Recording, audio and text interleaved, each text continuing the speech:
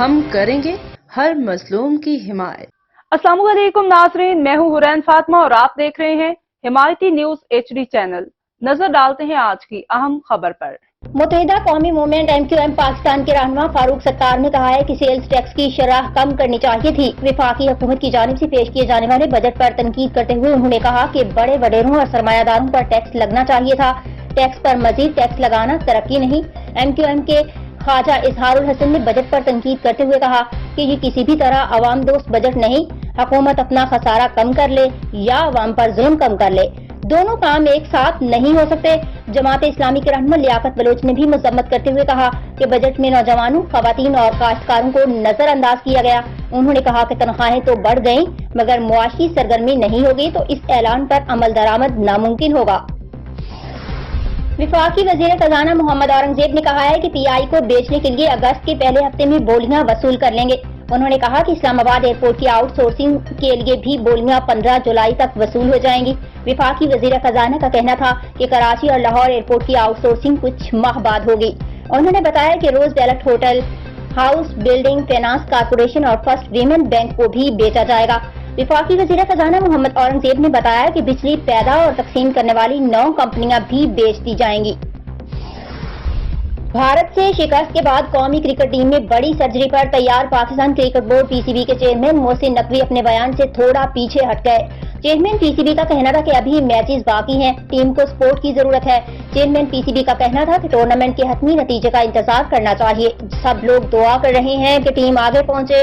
انہوں نے کہا کہ مشاورت جاری ہے، فی الحال اس موقع پر اس حوالے سے مزید بات کرنا مناسب نہیں۔ جیسی بھی ٹیم ہے اسے لے کر اس ٹورنامنٹ میں آگے چلنا ہے۔ ٹیم میں بڑی سرجری کی ضرورت ہے، وقت آ گیا کہ باہر بیٹھے ٹیلنٹ کو موقع دیا جائے۔ محسن نقوی واضح ہے کہ اس سے قبل بھارت کے خلاف بڑے میچ میں قومی ٹیم کی شکست پر مایوسی کا اظہار کرتے ہوئے چیئرمین PCB محسن نقوی نے کہا تھا کہ آج کی شکست ہر لحاظ سے مایوس کن تھی۔ پاکستانی کرکٹ اس وقت اپنی سب سے کم درجہ کی پرفارمنس پر ہے۔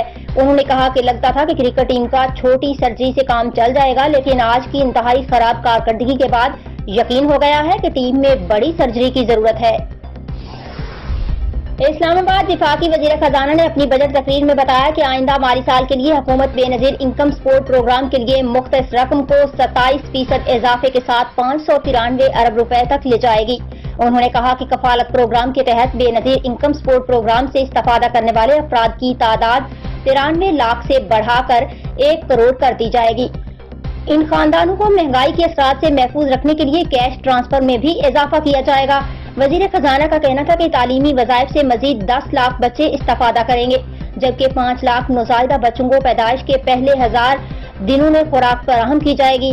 انہوں نے کہا کہ مالی سال 2024-25 کے بجٹ کے ذریعے کمزور طبقوں کو بے نظیر انکم سپورٹ پروگرام کے ذریعے معاونت کا سلسلہ جاری رکھا جائے گا۔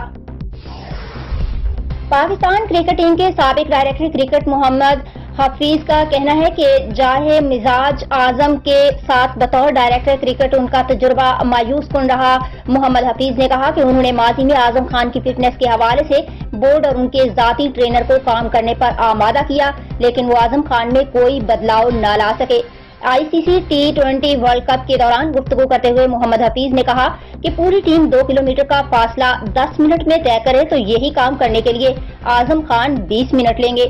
PCB کے سابق ڈائریکٹر کرکٹر کا کہنا تھا کہ افسوس کے ساتھ کہنا پڑتا ہے کہ اعظم خان خود بین الاقوامی کرکٹ کے سنجیدہ سوچ کا مظاہرہ نہیں کر رہے۔